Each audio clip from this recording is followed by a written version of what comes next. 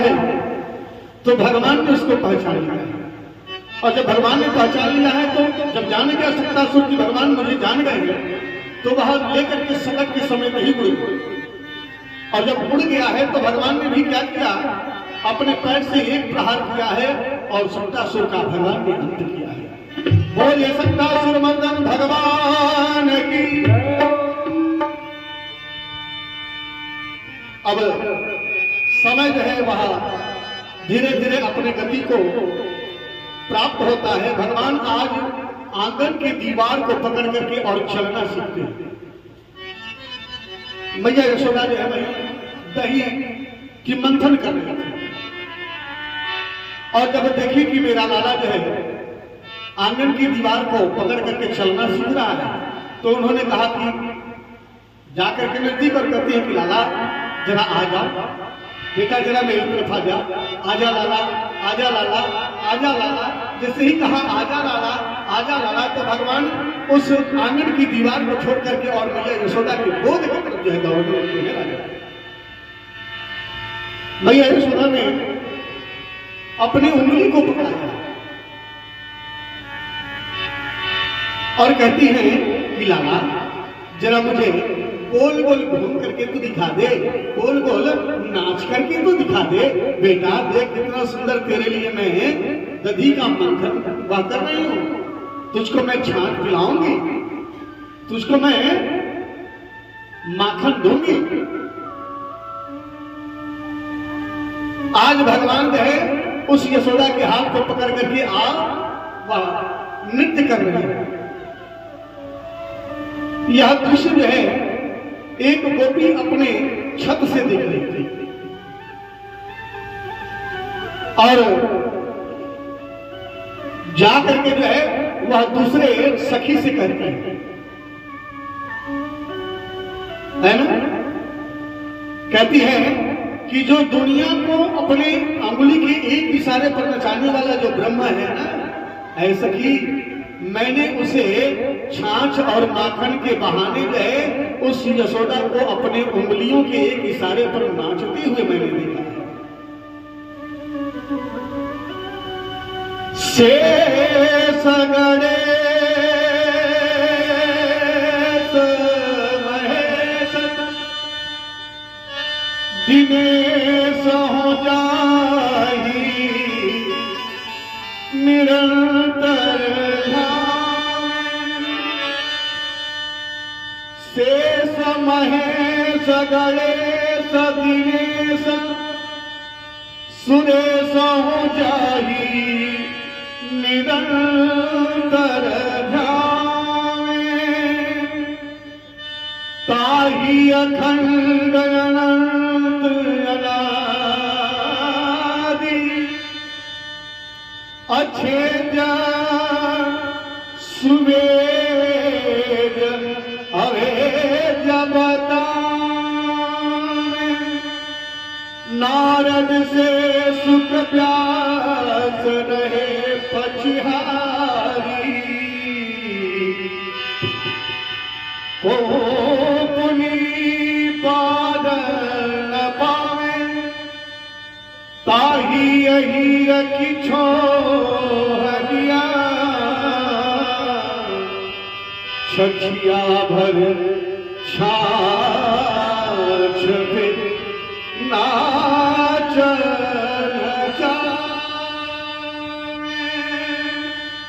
छछिया भर छाछ बना चावे।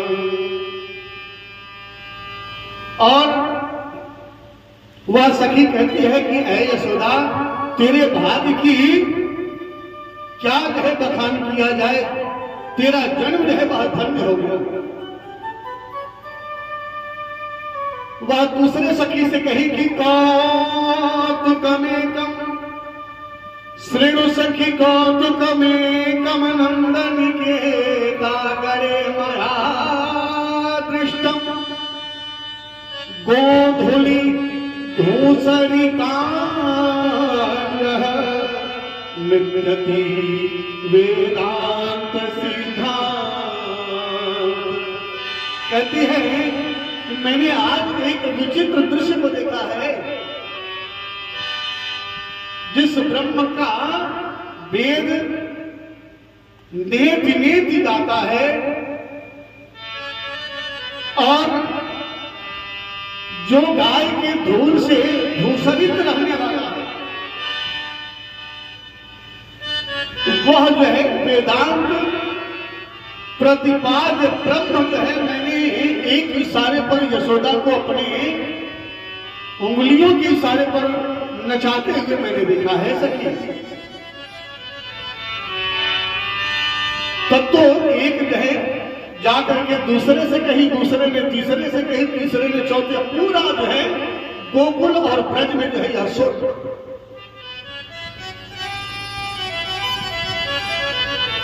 बस तो गोपियों ने विचार किया कि देखे बिन कान्हा जब मन नहीं माना,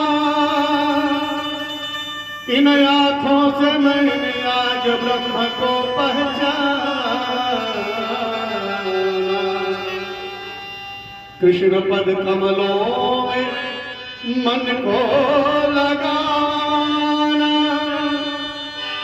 इन गोपियों का उलाहना बहाना है। सभी गोपियों ने विचार किया कि किसी न किसी प्रकार से ऐसे ब्रह्म का दर्शन होना चाहिए। तो एक ने कहा कि देखो, वह ऐसे दर्शन देने वाला नहीं है, जान जाएगा तो कदापि वह दर्शन नहीं देगा। एक काम करो, जो ददिया सासू के जमाने की मटकियां हैं उन मटकियों को तोड़ दो, और जब यमुना से जल भर करके सासू मां आएंगी तो जरूर पूछेंगी कि इन मटकियों को किसने तोड़ा। बस तो हम सभी का एक ही उत्तर होगा हर घर में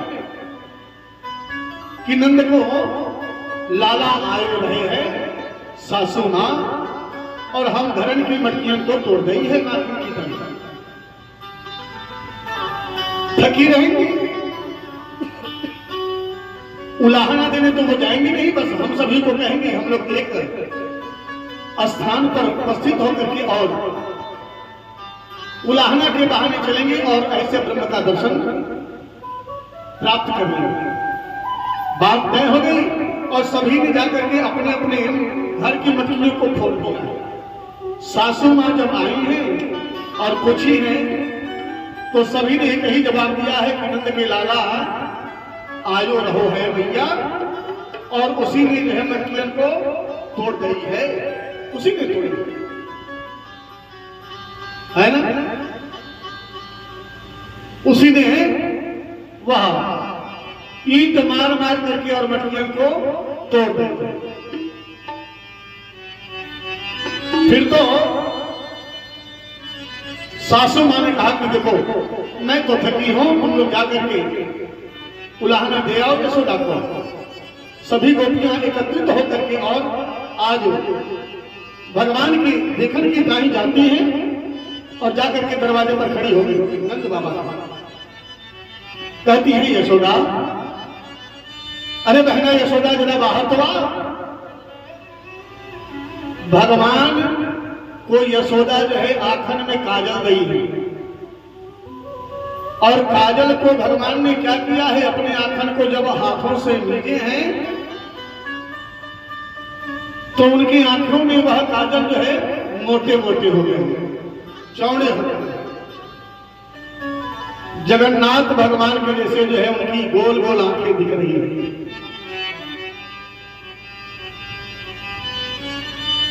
भगवान जो है उस यशोदा के साड़ी के पल्लू में छिपे हुए हैं।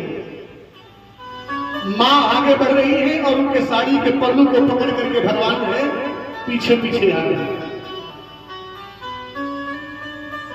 बालकों का प्रायः स्वभाव होता है कि मां कहीं जाती है तो मां के साड़ी के पल्लू को बालक पकड़ लेते हैं और उनके पीछे लेके रहते हैं। भगवान आज उस साड़ी के पल्लू से जो है झांक रहे हैं गोविंद। गोपियां सोचती हैं कि कहीं एक बार भी दिख जाए, यशोदा जब गोपियों को देखा है इतनी संख्या में तो सोचा कि मैंने तो कोई आयोजन भी नहीं किया है, सत्यनारायण भगवान की कथा भी तो मैंने नहीं सुन रखी है यार कि जो तुम लोग इतनी संख्या में आई हो।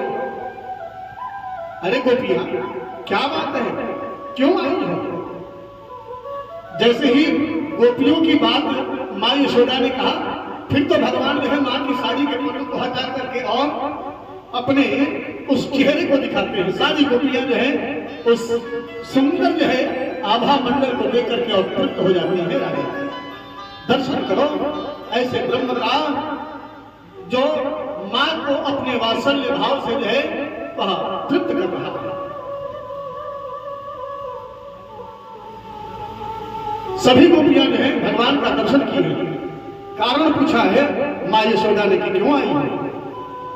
एक गोपी आगे बढ़ती है, कहती है कि यशोदा ये जो तेरा लाला है ना, जो देख देख कैसे मुख को चमका रहा है, देख तू ही देख ले। यशोदा देख पाना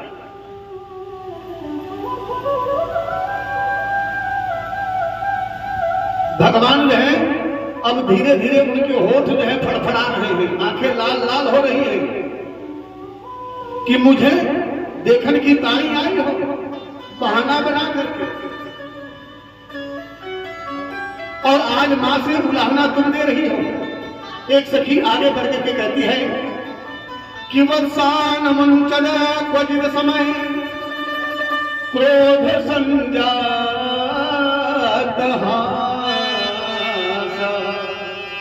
एक गोपी आकर के कहती है यशोदा ये जो तेरा लाला है ना बहुत उधम मचातो है, कहना हम सभी के घर में आए।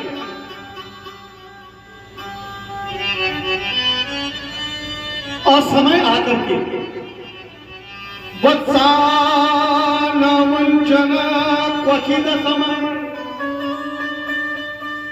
जिस समय हम लोगों का दोहन काल होता है गौओं का, उससे 1 घंटे पहले आकर के और गाय के बछड़े को खोल देता है। गाय सभी जो है दूध पिला लेते हैं और जब हम दोहने के लिए जाते हैं तो दूध भी नहीं मिलता है। और जब हम क्रोधित होकर के तेरे लाला को पकड़ना चाहते हैं तो ये ठहाका लगा करके हंस करके और मुस्कुरा करके भागने लगता है, सारा क्रोध हम लोगों का शांत हो जाता है।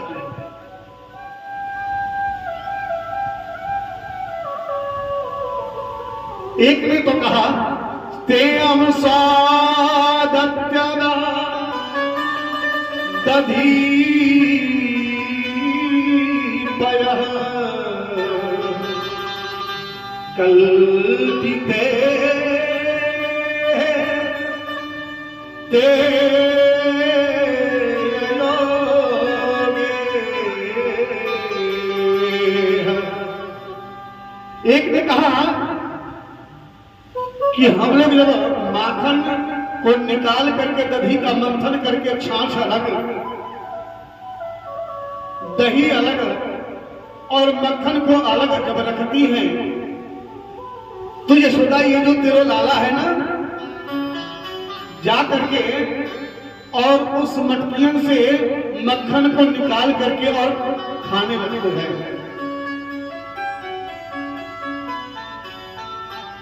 एक सखी आगे बढ़ती है और कहती है अरे बहना यशोदा तुम जानती हो इतना ही नहीं, अरे बापू खाए तो ठीक है, मरकान भोजन विभजती सचेनति भांडवो भिनती। कहती है अरे यशोदा अपने खाए सो शेष जो माखन बचे वाको बंदरों को बुलाए कि बंदर मामा आजा, और अपने हाथन से लुटा लुटा करके खिला दे बंदरों को।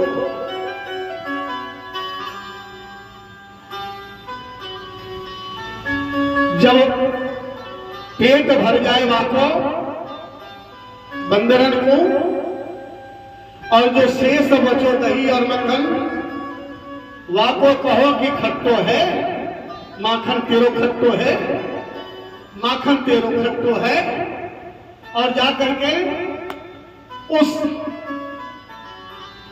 मटकियों को तोड़ देता है। और जब हम लोग क्रोधित होकर के पकड़ने जाते हैं, द्रव्यालाभे सगृह कुपिते या क्यों पत्रो फिर तो हंस करके और मुस्कुरा करके वहां से भाग जाता है। आज भगवान मां के साड़ी के पल्लू में छिपे हुए हैं और उनकी आंखें, उनकी भौं हैं, उनके होठ पलक रहे हैं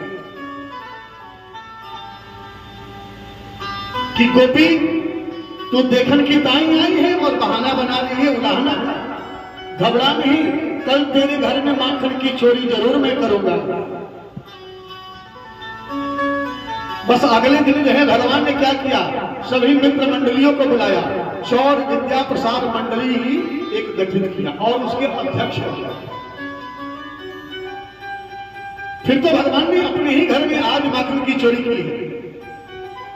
माँ यशोदा जब आती है जमुना से जल को भर करके पूछती हैं कि दारी के तेरे हाथन में, तेरे मुखन में कहां से माखन लोगे हैं? क्या तुमने माखन खाई है, चुराई है? आज भगवान कहते हैं कि मैया मैया मैंने माखन को नहीं खाया। फिर तो हम मां पूछते हैं कि ये जो तेरे माखन मुखन में लगे हैं ये कहां से लगे हैं बेटे, ये बता कहां से लगे हैं? भगवान कहते हैं कि मां जब तू माखन निकाल करके मटकियां में रख रही थी ना, मैंने देख रखा था चींटियों की लंबी कतार नजदीक आकर के और देख रही थी रखते हुए।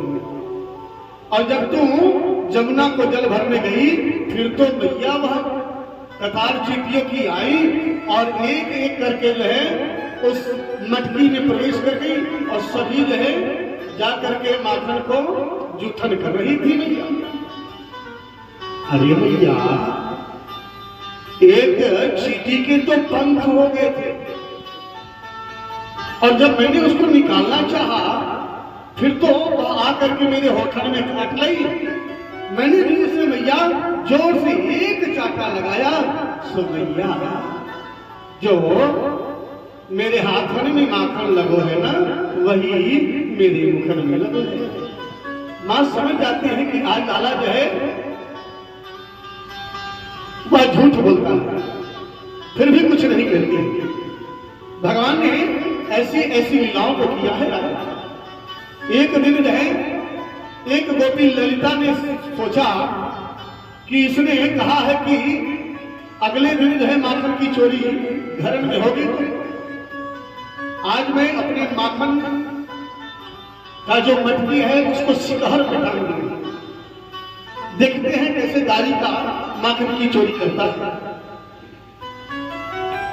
भगवान से रहा नहीं गया, भगवान ने मित्र मंडलियों को लिया और खिड़की से जो है कुइयां का नाल लेकर के आते हैं और उसमें डाल करके और सब जो है माखन वह पी जाते हैं।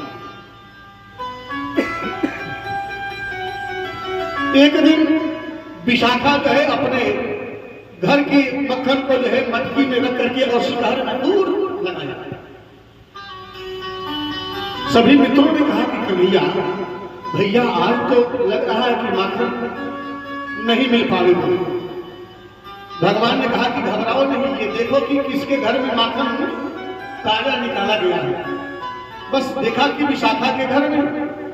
सभी ने सोचा कि अब तो विशाखा के घर में है लेकिन कैसे जाएंगे, वो दरवाजे के सामने बैठे और उसने उस मटकी में एक घंटी को बांध दिया। जब माखन की चोरी करने आएगा तो ये घंटी जरूर बजेगी और जब बजेगी तो मैं रंगे हाथ जाकर के पकड़ लूंगा। सभी गोपी गोप ग्वाल बाल कहते हैं गोप ग्वाल बाल कि भैया आज तो माखन मिलना बड़ा मुश्किल है। वाको दरवाजे पर बैठी है और घंटी बांध रखी है भैया। भगवान ने कहा कि चलो प्रयास करते हैं, धीरे धीरे दबे पांव चलना भैया, शोर बिल्कुल मत मचा। भगवान आगे रहते हैं, सभी गोप ग्वाल बाल जो है पीछे पीछे जाते हैं। और भगवान ने जब अंदर प्रवेश किए, धीरे से इशारा किया कि तुम भी आ जाओ, आओ भैया, मधुमल में आओ, श्री राम आओ। सभी धीरे धीरे जब पहुंच गए तो भगवान ने कहा, बिल्कुल आवाज नहीं, सोई है आगे। एक काम करो, तुम लोग नीचे एक के ऊपर एक जो है वो व्यवस्थित हो जाओ और सबसे ऊपर मुझे रखो, सबसे ऊपर। ग्वाल बालों ने यही किया और जब ग्वाल बालों ने यही किया तो आज भगवान जाकर के उस मटकी को पकड़ते हैं।